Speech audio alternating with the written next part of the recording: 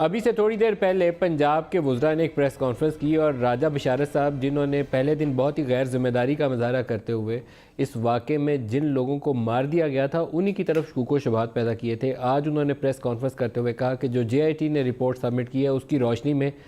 खलील और उसकी फैमिली के कत्ल के ज़िम्मेदार CTD पंजाब है। ये बराह रास्त उनका स्टेटमेंट है कि CTD पंजाब की ज़िम्मेदारी है, उन्होंने कत्ल किया खलील और उसकी फैमिली को, कोई इल्ज़ाम आयद नहीं किया उस फैमिली के ऊपर, दे वर इनोसेंट और उनको मारा गया है। और जो रिपोर्ट आ रही है पोस्टमार्टम की, उससे ये नज़र आता है कि बहुत करीब से उनको सीधी गोलियाँ मारी गई हैं, अंदर से फायर होने वाली कहानियाँ हैं, अभी तक उसका कोई शवाहिद, कोई सबूत, कोई आई विटनेस, कोई ऐसी चीज़ दस्तयाब नहीं है। जो उन्होंने कार्रवाई का बताया, उन्होंने कहा कि 5 अफसरान के ख़िलाफ़ CTD पंजाब के इंसदाद दहशत गर्दी की अदालत में 302 के चालान जो हैं वो पेश किए जा रहे हैं। इसके अलावा जो एडिशनल